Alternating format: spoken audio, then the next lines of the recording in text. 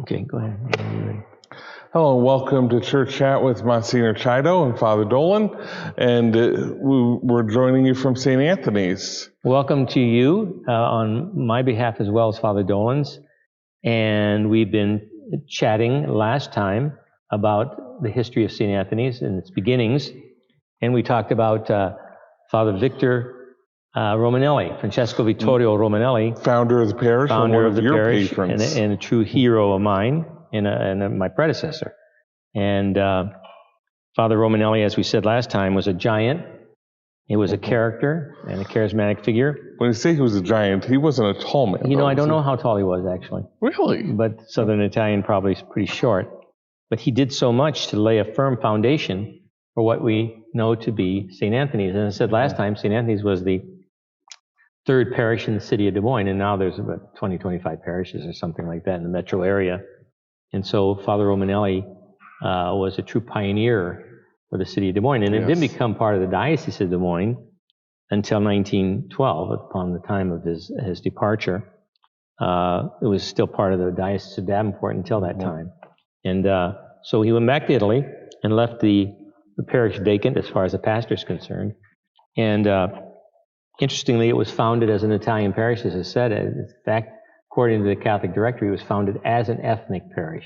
Wow. And that's not well known, but the Catholic Directory indicated it was ethnic Italian. Whereas a lot of parishes are territorial. When I was in Chicago, now I'm talking, I've switched camera angles. When I was in Chicago, the Chicago guys told me that the rule of thumb around there, and I'm sure around here also, was that the territorial parish always was the Irish parish because we kind of got here first.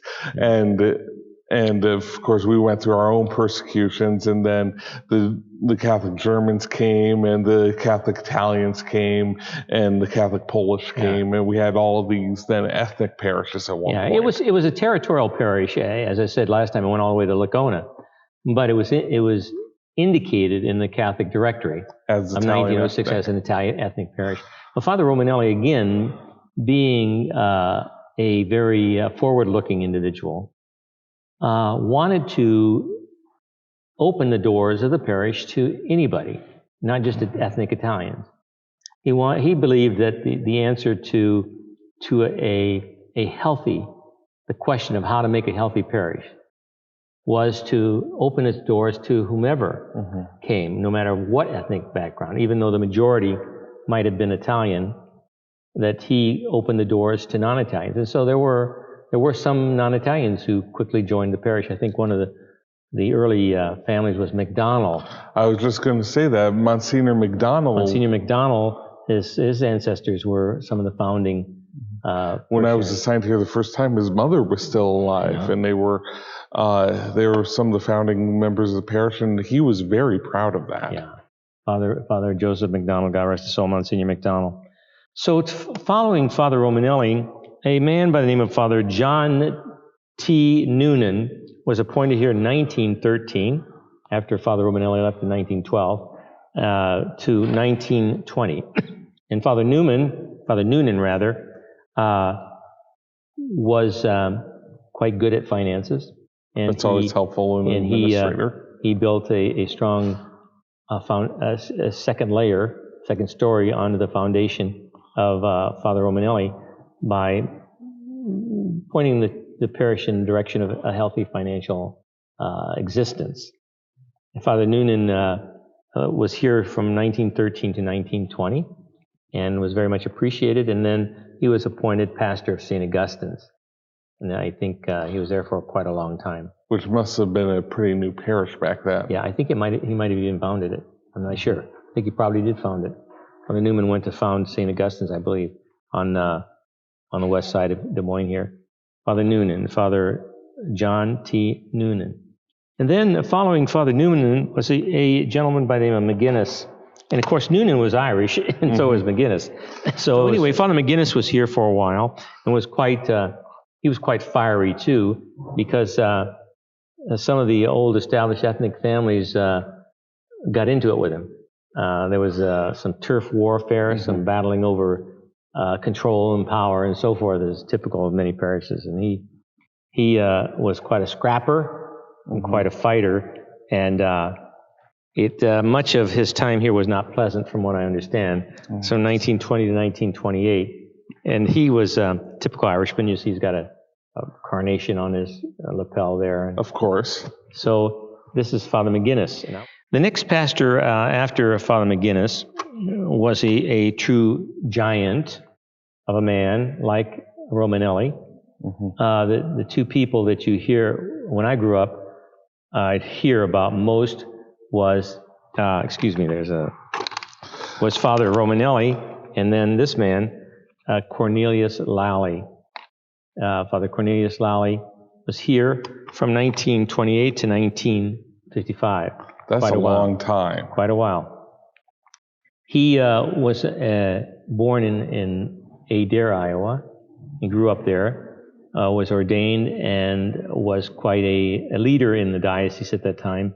He was part of the mission team. Priests would be appointed in the diocese to give missions within the diocese. He's one of them. So he must have been quite a preacher. And Father Lalley was assigned to the relatively new and young parish of St. Anthony's in 1928. Yeah. Some pictures of him, quite a strapping young man, rather tall, and a very aggressive, strong-willed, domineering sort of man. Cornelius Lalley, also known as Con Lalley by his fellow priests, and not Con Man, but just the nickname was Con. And he was a true giant of a man, although he not just tall physically, but a giant in his accomplishments here in the parish, because he went on to build a convent in the 50s to house the dozen or so Sisters of Humility that staffed the school. And that's the building where our offices are. Where our offices are today. And he built that. And he built the church in 1930. He moved from the old church building, the old school, made that building complete building a school of 2 stories rather than 1, and built this church in 1930. Now, in 1930, you have the Depression, the Great Depression. Here's a man who, even though it was the Depression, managed to solicit support from many people who were immigrants at that time to build this beautiful church. Absolutely. Interestingly, it was supposed to be larger, and this was, at the time, the largest parish in the Diocese of Des Moines. It was? Yeah, I didn't know for many, that. many years, the largest parish in the Diocese of Des Moines. And the building itself is relatively small, considering the number of people. And he built this building, as I said, with the assistance and the support of many people who were laborers. And the story goes that each brick in this building, many of these bricks in this building, were purchased at the cost of 1 loaf of bread. At that time, many of the Italian immigrants had ovens in their backyard, and they would bake bread and sell the bread. Well, each loaf of bread would be about the price of a brick. And so they provided for the building of this building by the sweat of their brows, and working hard to sell bread. And this is truly, Bethlehem, the word Bethlehem means house of bread, referring also to the Eucharist. Every church is a house of bread. So this literally is a house of bread, also because it was built. Much of it was built by the price and the cost of a loaf of bread. So this is truly a Des Moines Bethlehem, St. Anthony's. And so Lalley worked hard to build this beautiful building. He moved the rectory, which was the old convent. Before they built the new convent, they moved it over here. They built the old rectory. Yeah. And this became a rectory here on Indianola Road, the convent, and demolished the old rectory, which was situated where the convent is today. That was the original rectory site. Okay. And so Lalley was ever present. He was in the school a lot. There are many stories to this day that tell about how he used to visit the class and grill the kids on the catechism. Are there still people alive today that remember him? There are people here still alive today. because he died in 55, and there are people that were here in 55. Many, of course, have died. But say they have to be born in 45, so that you still remember. I don't remember him very vaguely. I remember one incident of being in my parents in a car out front of church, and I was a small child, and he came out and tapped me on the head, and I remembered that, and that was shortly before he died. So he did a lot for St. Anthony's, and so many people would talk about Father Lalley this, Father Lalley that. A year before he died, he was named a Monsignor, Prelate of Honor, and died of cancer in Des Moines in 1955. He was here 28 years, which is a long time to be a pastor of a parish, and truly impacted the parish like Romanelli so dramatically. And to this day, people will talk about him fondly. He was quite a stern priest, though, in the sense that he was a no monkey business sort of guy. Mm-hmm. Even assistant pastors who served under him would tell stories about how he would lock the door at night if they didn't come in at a certain time, and made them paint the rectory and so forth. But he did a lot of hard labor himself. He was a very talented guy like yourself who could do so much in terms of painting and electrical and carpentry and so forth. And so he himself would don bib overhauls and be seen outside painting and so forth. One of the favorite anecdotes about Monsignor Lalley was in his early days, he was quite a strapping man, as I said, beautiful hair and all. And he used to tease his young assistants. They said, if you drink a lot and play poker, you'll probably lose your hair. And he teased the younger assistants. And so one morning, the story goes, he lost all the hair of his head and his body. He had that illness where you lose all your hair. He woke up without a shred of hair on his body. And of course, he never lived to... I'm sorry for laughing at that, but it's so appropriate. He never outlived that criticism that he had about younger priests losing their hair, and he lost every hair on his body. And I don't know if he was a gambler or not. But he then donned a wig, and he was famous for his red wig. He had red hair, so he got this ghastly-looking red wig that he used to wear, mm-hmm. and he wore it like a hat. So if he sweat, he would lift his wig and he'd wipe his brow and his head with the other handkerchief, and then replace the wig like it was a hat. Sometimes he would lose it during Mass, and the altar boy would have to retrieve it and hand it to him and put it back on his head. He was quite a character, quite a fiery personality. The red hair was appropriate for his fiery personality. Good Irishman right there. Good Irishman. But St. Anthony's owes so much to him. The building of the building of the convent, the building of the church, but the building of a parish is a strong parish with a strong identity and a great pride.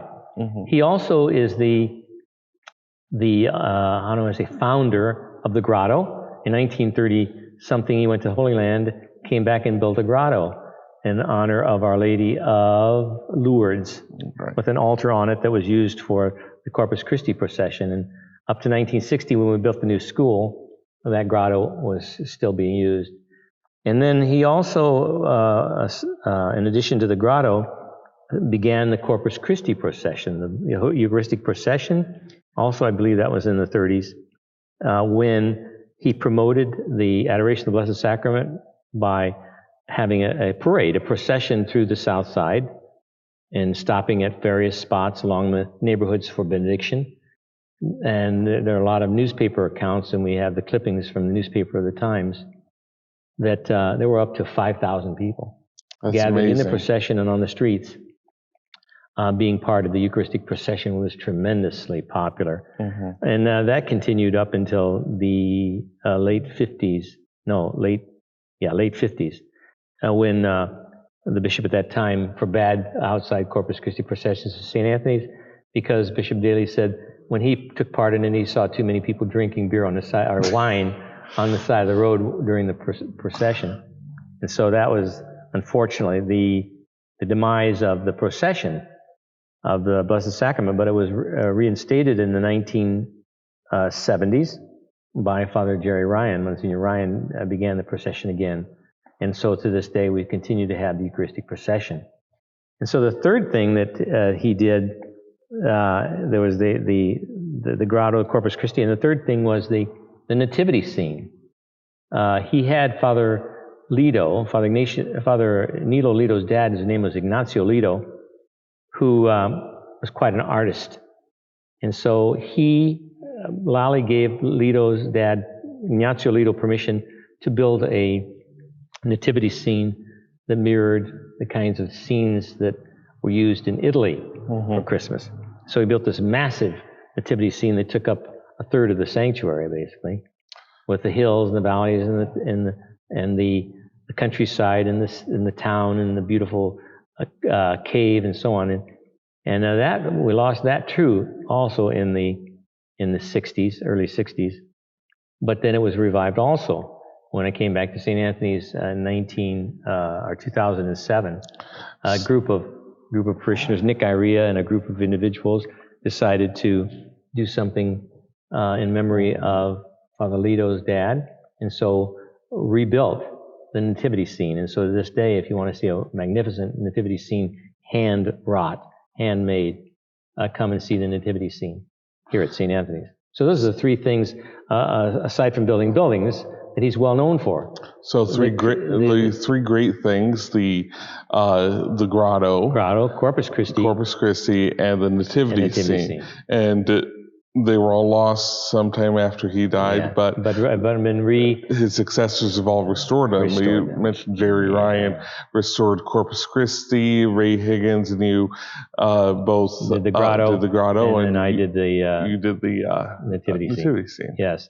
So Father Lido's dad was a giant of a man. Father Ignacio Lido was his name, and so we owe a lot to him. But we owe a lot to Father Lalley for opening the door to have a vision like Father Romanelli. He was a man of vision who saw talents in people and saw opportunities that were available and sought after those opportunities and made them a reality. He saw a vision of a grotto and made that a reality. He saw a vision of a procession and saw that as a reality. Saw the nativity scene, saw it as a reality, and made a reality. The school, the church, the convent, all of these things, the repair he did on the school, although it was built by Romanelli, Father Lalley did a lot to renovate it. Okay. Can I share my little connection to Father Lalley? Normally I don't share much on the show of personal nature, but I can't help it for Father Lalley. When I first got here back in 2011, and we were going through the archive, and you handed me an invitation to the dedication of the new St. Anthony's Church in 1930, and we're talking to me about the history of it, and I was taken aback by the envelope that it was in, because it was still in its original envelope, and you looked at me like I had gone crazy or something, and I said, "Look at the envelope," and it was to Wilbur T. and Mary A. Dolan, Adair, Iowa. And those are my great-grandparents. So there's the connection there. As I said, Father Lalley was from Adair, Cornelius Lalley. And my grandfather's middle name was Cornelius. He's the only one in the family with the name Cornelius. And so there must have been a family connection between the Dolans and the Lalleys in Adair. Right, Reverend Cornelius Lalley. So we offer a prayer at the conclusion of this show for not only Father Romanelli, as we prayed for him last week, but this week for Father Noonan, Father McGinnis,